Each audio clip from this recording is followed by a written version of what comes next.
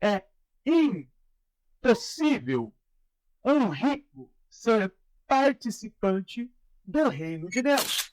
Mas hoje eu quero falar sobre capitalismo no Salmo 23. Exatamente, o texto mais conhecido da Bíblia, sem dúvida. Do Novo Testamento é João 3,16, né? Porque Deus amou o mundo de tal maneira que deu seu Filho único para que todo o que nele crê não pereça, mas tenha a vida eterna. E a igreja diz, amém.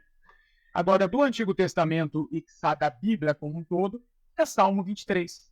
Quem aí nunca viu ou nunca teve um quadro, um caderno, uma tatuagem, uma camiseta, sei lá, com o Salmo 23, ou pelo menos o versículo 1 do Salmo 23, que é: o Senhor é o meu pastor e nada me faltará.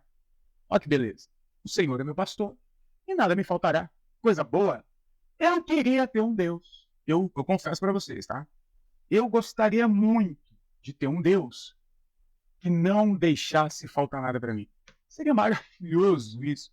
Pensou você ser servo de um Deus que cuida de você, não deixa faltar nada que você quer. Você quer um carro, ele te dá. Você quer uma massagem, ele te dá. Você quer uma esposa mais nova, porque a sua você acha que já está velha, ele te dá. Ele vai te dando todas as suas vontades. Pô, eu acho que todo mundo gostaria de um Deus que faz as suas vontades e não te deixa faltar nada. E, sobretudo, quando a gente fala sobre faltar, isso é bastante interessante, né? Porque o que é sentir falta? Hoje a gente sente falta de coisas que a geração passada nem sabia que existia. Então, será que também a falta que nós sentimos, ela também não é produzida para sentirmos falta? Vamos falar sobre isso, tá bom? Mas o Salmo 23, todo mundo conhece, que a premissa dele é: o Senhor é meu pastor e nada me faltará. E eu tenho para mim que é isso que faz esse salmo ser o salmo mais famoso, o mais popular, o salmo mais pop. Porque a ideia inicial dele é muito bom, gente. Alguém aqui discorda que ter um Deus que não deixaria faltar nada para a gente de forma milagrosa, faltou ele, plim, seria ótimo. Alguém discorda disso? Alguém fala: não, não queria não. Eu queria correr atrás do meu meme, trabalhar 12 horas por dia e não conseguir. Não, eu gosto dessa vida. Eu até queria que você comentasse para mim para saber se eu estou errado. Assim, é muito egoísmo meu. Eu gostaria muito de ter esse Deus. A questão é que eu não conheço esse Deus. Não me apresentaram esse Deus, ou pelo menos me apresentaram um Deus assim, mas quando eu fui ver era mentira, era fake, não era verdade. Não era verdade. E vamos pensar um pouco, vamos ver se eu estou errado. Hoje nós temos no Brasil 86%, mais ou menos, de pessoas que se dizem cristãs. Cristão é aquele que tem o Senhor como pastor, tá bom?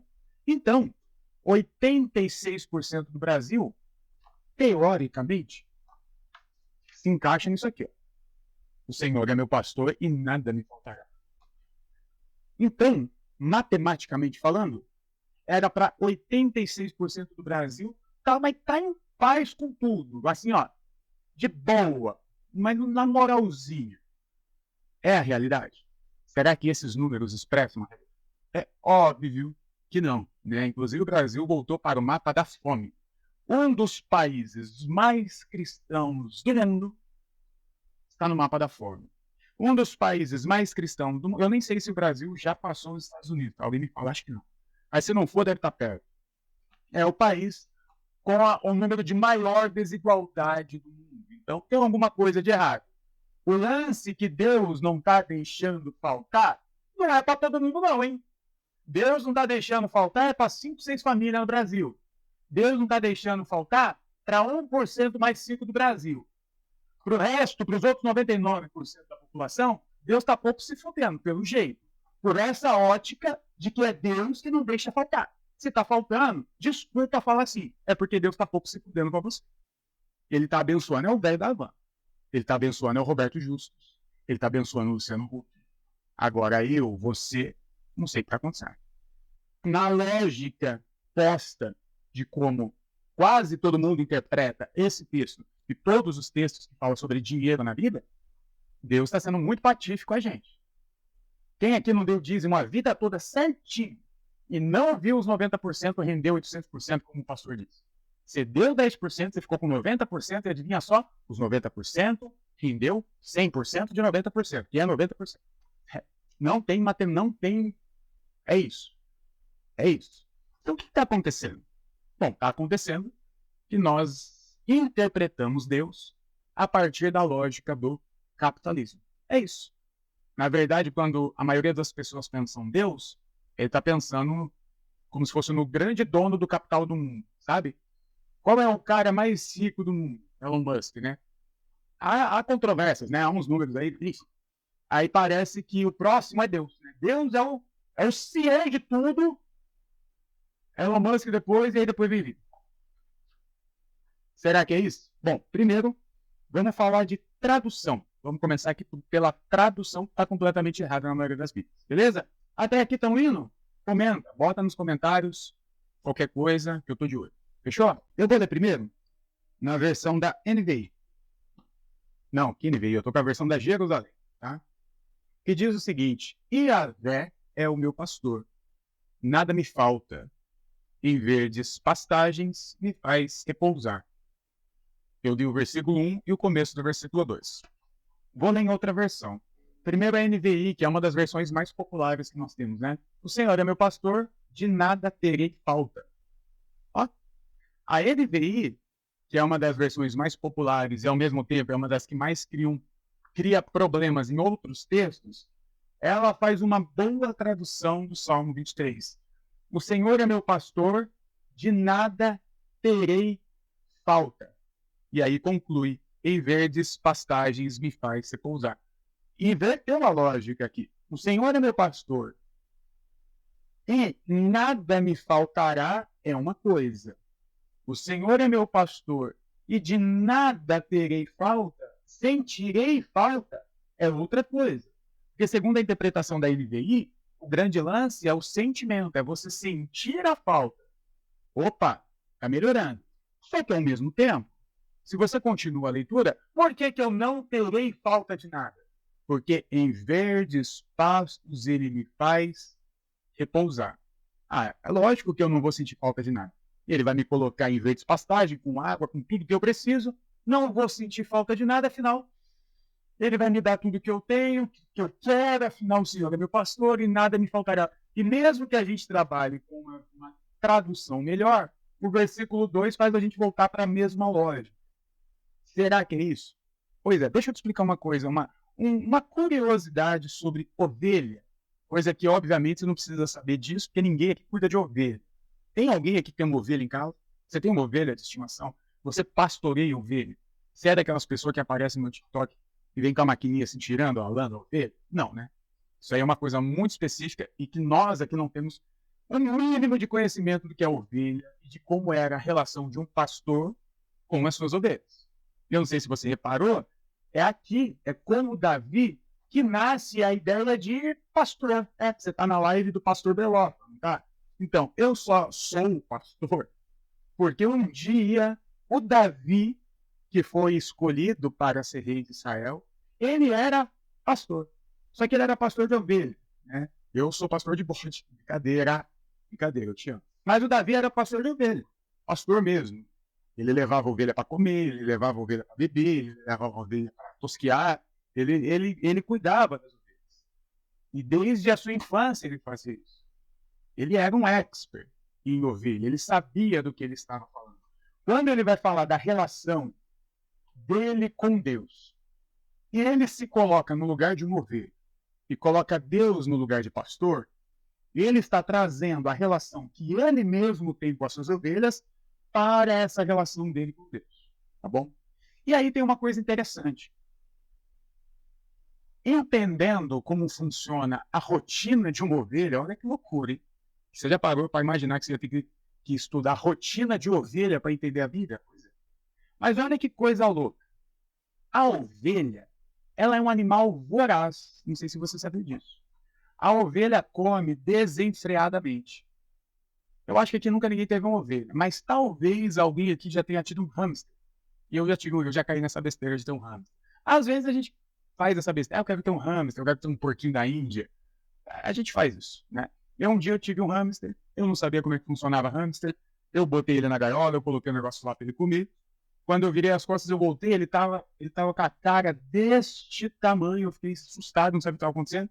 Depois eu fui descobrir que ele, com medo de acabar a comida, ele vai estocando, ele tem umas bolsas aqui do lado, e ele vai estocando, e ele fica com uma cara desse tamanho.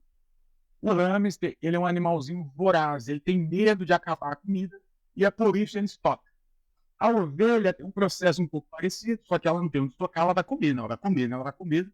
E se um pastor não pastoreia ela, se o pastor não tira ela do pasto e leva ela para beber água, ou leva ela para o aprisco, ela vai ficar comendo até passar mal e quem sabe até morrer de comer. Então aqui, se a gente for reparar, a lógica que o Davi está oferecendo no Salmo 23 não tem lógica. Repara, com essa ideia de que a ovelha é voraz e ela não consegue ter paz no pasto, ela não consegue descansar no pasto, porque ela fica comendo desenfreadamente o tempo todo, olha o que o Davi escreve. O Senhor é o meu pastor e eu não sentirei falta de nada. Em verdes pastagens, ele me faz repousar. Simai, qual que é a fita, amigo? Você tá maluco? Eu tô aqui falando de ovelha e você invade meu pedaço assim, cara. Maluco. Bora dar um salve pro pessoal, olha a minha ovelha. Rapaz, vai pra lá, por favor. Olha lá, falando que tosquei a ovelha. O Senhor é meu pastor, então ele se coloca no lugar de ovelha. E a partir do momento que ele entende que o Senhor é o pastor dele, ele descansa em pastos verdejantes. O que o Davi está propondo aqui é uma lógica que não tem lógica. É uma que eu gosto de chamar de didática do absurdo. Algo que Jesus faz também lá no Novo Testamento. Lógico que Jesus é só lá nas parábolas. Em Lucas capítulo 15, tem 3 parábolas que você conhece bem. A parábola da dracma perdida, a parábola da ovelha perdida, e a parábola do filho perdido. E nas 3 parábolas, Jesus propõe um absurdo. Um absurdo. Lembra? Ele fala assim, quem de vocês, tendo 100 ovelhas e perdendo uma, não deixa as 99 no campo? Não é no aprisco não, tá? A música tá errada. Eram-se ovelhas presas no aprisco. Não. As ovelhas estavam no campo. E Jesus fala, quem de vocês, sendo pastor, tendo 100 ovelhas, não deixa as 99 no campo e vai buscar uma só? A resposta óbvia era, ninguém. Ninguém faz isso, Jesus. Para de ser burro. Se alguém tem 99 no campo e perde uma, ele não abandona as 99 no campo. Senão, quando ele voltar, vai ter 0 ovelhas no campo. Então, Jesus está propondo uma lógica do absurdo. Ele está falando, eu sou o pastor de ovelha, mas a minha lógica é diferente. Aí ele vai para a segunda parábola, ele fala assim, e quem de vocês não tendo uma dracma e perder, você vai arrastar o móvel, você vai acender a luz, e quando você achar aquela moeda, você vai chamar a vizinhança, você vai fazer uma festa. Por uma moeda que custa R$1, você vai fazer uma festa? Que isso? Não tem lógica. E depois do filho pródigo também, que não tem lógica nenhuma. O filho recebe toda a herança, gasta tudo, volta, e ele é integrado novamente ao 100% do pai. Não tem lógica. Jesus usa essa didática do absurdo, assim como Davi usa aqui. Porque o que o Davi está dizendo aqui, para um bom pastor de ovelha, ele está falando uma grande burrice. Ele está falando algo que é impossível para a rotina da ovelha. A ovelha jamais descansaria em verdes pastos. A ovelha jamais repousaria quando ela está vendo aquele lugar que ela poderia sair comendo tudo, ceifando tudo, garimpando tudo. Porque a ovelha é voraz. Então, o que o Davi está propondo aqui, muito antes do capitalismo ser conceituado, ser pensado, muito antes disso, ainda de dentro de uma cultura extremamente que tem essa ideia de prosperidade, que é a cultura hebraica. O Davi foi um grande rei, o Salomão foi um dos maiores reis, Abraão tinha dinheiro pra caramba, é promessa de dinheiro, de bonança. Então, mesmo de dentro dessa cultura extremamente capitalista, em algum momento o Davi propõe que quando você percebe que Deus é o seu pastor, a sua cosmovisão, a forma como você se comporta no pasto, no mercado, na sociedade, no mercado de trabalho, você consegue repousar, você consegue descansar. Louco isso, né? É impressionante. E eu não estou passando pano para Davi, não, porque eu nem gosto muito dele, para falar a verdade, tá? Mas é impressionante que mesmo Davi, rei, riquíssimo, aquela coisa toda, em algum momento ele consegue romper com essa lógica capitalista e entende que na sua relação com Deus, ele não pode ter essa voracidade toda, não. Que um dos motivos que me faz ser seguidor, discípulo de Jesus, é a forma como Jesus consegue romper com as lógicas, né? E eu falei que a lógica machista daquela época era tão forte que Jesus ter rompido com isso mostra o quão divino ele é. E outra coisa que me faz ser muito discípulo de Jesus é que ele falou desde sempre qual é o grande problema do mundo. E Jesus afirmou que a raiz de todo o mal é o amor ao dinheiro. Isso que a gente está tentando combater hoje, esse capitalismo desenfreado, que está cada vez mais matando e dominando toda a forma de relação humana, Jesus já estava criticando isso há 2000 anos atrás. Jesus foi um revolucionário que lutou abertamente contra o acúmulo de dinheiro. E, gente, essa aqui é a parte mais impressionante, porque nós conseguimos, o cristianismo conseguiu pegar Jesus, que falou abertamente contra o acúmulo de bens, abertamente, tá? Você lendo o Evangelho de Jesus, você não vai ver 1, 2, 3 ou 4 vezes, é o tempo todo Jesus criticando os ricos. Ele falou claramente, os ricos não participam do meu reino, não tem conversa. Se você tem alguma dúvida se André Valadão, se Silas Malafaia pertence ao reino de Deus, ouve Jesus. Eu não estou pedindo para você ouvir o Berloff. Ouve Jesus. É impossível um rico ser participante do reino de Deus. É mais fácil um camelo passar pelo buraco de uma agulha. É Jesus que falou. Eu não sei que esses caras ainda estão... Jesus falou muito claro, vocês não fazem parte de nada disso. Quem tem dinheiro acumulado não faz parte do reino de Deus. Jesus, no Sermão da Montanha, ele começa falando quase sobre uma revolução contra aqueles que acumulam, e depois ele fala para as pessoas, olha para os lírios do campo, olha para as aves do céu. Não se preocupe com o dia de amanhã, não acumulem tesouros na terra. É redundante ficar falando tanto que Jesus critica uma vida capitalista, uma vida de acúmulo, uma vida essa vida como a da ovelha, né, desenfreada, querendo cada vez. E de forma extraordinária, nós construímos a teologia da prosperidade. Nós construímos o cristianismo, que é uma religião extremamente capitalista. E hoje os maiores pastores, que são os representantes de Jesus, os maiores pastores do Brasil são também os homens mais ricos do Brasil, ou pelo menos homens muito ricos. E isso é impressionante. Isso é o poder que a lógica do capitalismo tem sobre nós. Porque nós conseguimos pegar o texto de Jesus, a vida de Jesus, um homem pobre que veio da favela, provavelmente analfabeto. Lembra quando a gente fala de analfabeto? É sobre ler e escrever. Né? Jesus se comunicava provavelmente em 4 línguas. Né?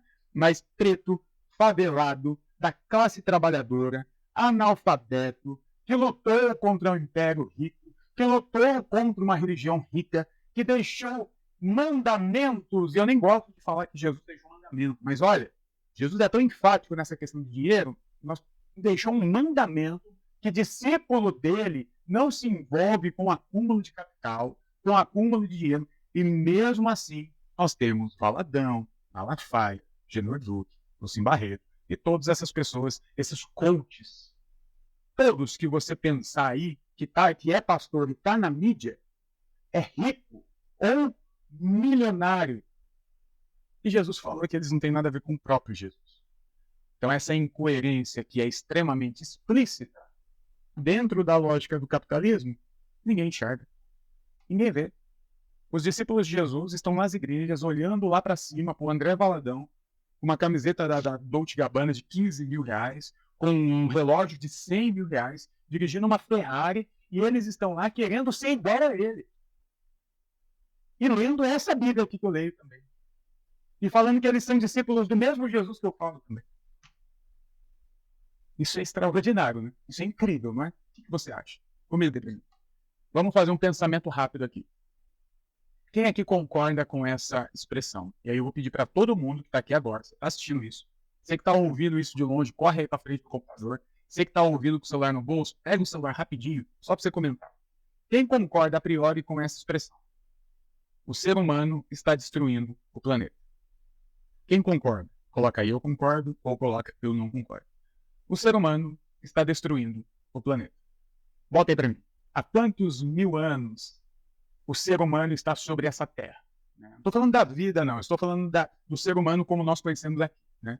Há quantos milhares de anos nós já estamos sobre essa terra e convivemos com essa terra? Muitos milhares de anos. E a terra foi muito bem até aqui. Obrigado, graças a Deus, deu tudo certo. Sabe quando a terra começou a entrar em colapso?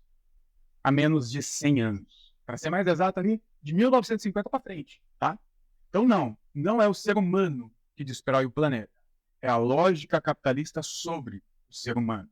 Foi com o avanço do capitalismo, das grandes indústrias e dessa produção desenfreada que o capitalismo inaugurou, de conseguir produzir em grande escala e tirando qualquer recurso necessário para a produção do planeta.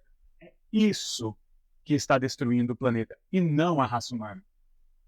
Tira esse peso da sua consciência. Não é a sua escovada de dente que está acabando com a água do planeta. Não é a energia que você usa para deixar o seu ventilador ligado durante a noite para não morrer de calor que está destruindo o planeta. Não é o canudinho de plástico que você toma a sua Coca-Cola que está destruindo o planeta e matando as tartarugas. Isso é mentira. Isso é mentira.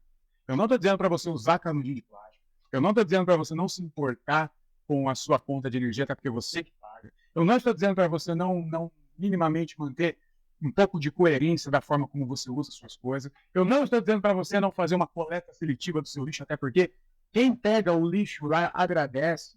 Agora, não é você que está destruindo o planeta.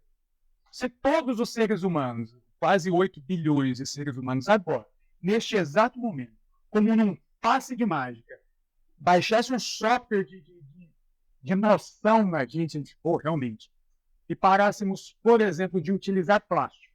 Se cada ser humano deixasse de utilizar o plástico dentro de casa, nada mudaria se as grandes indústrias continuassem produzindo como elas produzem.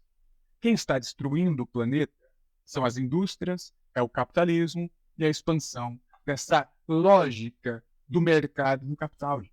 Isso os números mostram. Qualquer cientista mostra isso para ele. Só que eles destroem e colocam a culpa em você.